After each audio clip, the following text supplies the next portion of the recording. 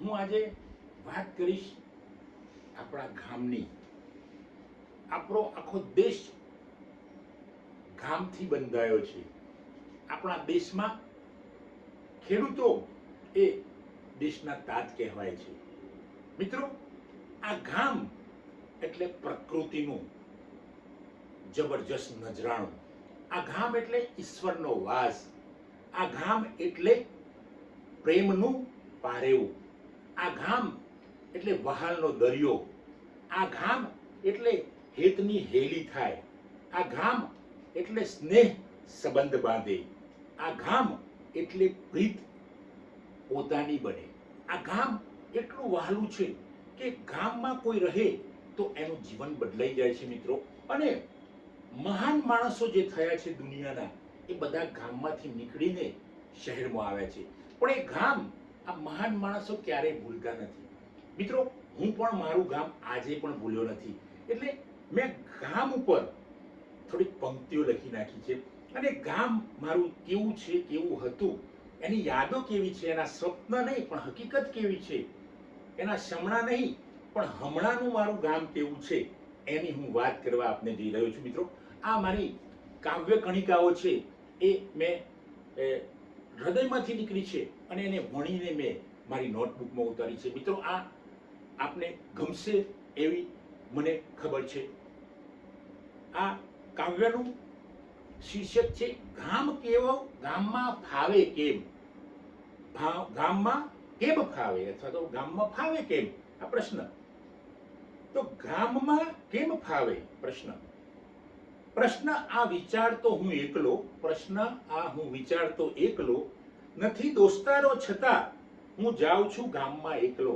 નથી દોસ્તારો છતાં હું જાઉં છું ગામમાં એકલો.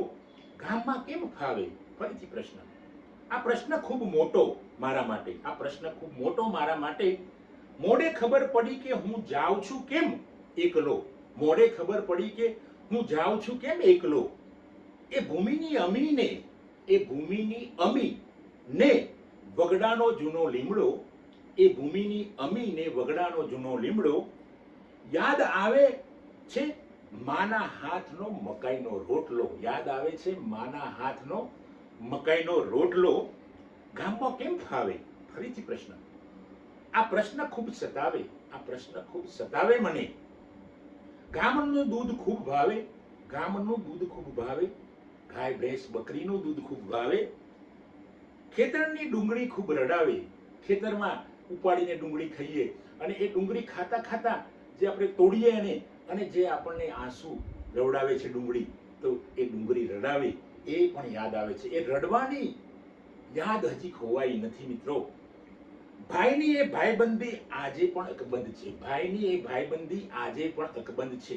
કેમ કે આપણા ભાઈઓ, આપણા સગા ભાઈઓ, આપણા કઝિન બ્રધર સિસ્ટર, એ બધા યાદ છે. એ કોક ગામમાં રહેતું હોય છે, અથવા તો હું જાઉં ત્યારે એ લોકો આવતા હોય છે.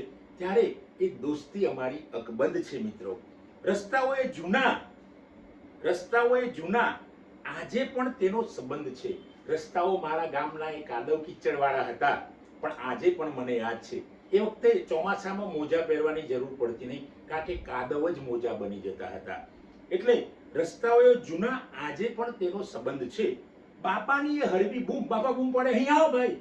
બાપાની એ હળવી બૂમ ને કાકાનો કેકારાવ, અને મારા કાકા પ્રેમી, એમનો કેકારાવ, એમનો સાદ પડે અને બોલો કાકા શું છે એમ કહીને હું દોડી જતો હતો. કાકા બાથમાં લઈ લઈને એમનો જે પ્રેમ હોય એ પણ આજે યાદ આવે છે. આજે પણ ગામ ભણી ખેંચી જાય છે એ કેકારાવ. આજે પણ ગામ ભણી ખેંચી જાય છે બાપાનો ને કાકાનો કેકારાવ. ગામમાં કેમ ફાવે? પ્રશ્ન ઉકેલાઈ ગયો. ગામમાં કેમ ફાવે? મારો પ્રશ્ન ઉકેલાઈ ગયો. હું તો મારા ગામ ગઢાના સ્વપ્નમાં ખોવાઈ ગયો. હું તો મારા ગામ ગઢાના સ્વપ્નમાં ખોવાઈ ગયો. અને સવારે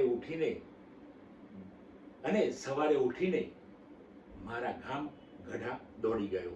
અને સવારે ઉઠીને મારા ગામ ગઢા દોડી ગયો. અને ત્યાં જોઉં છું તો જબરજસ્ત ગરમી લાગે છે.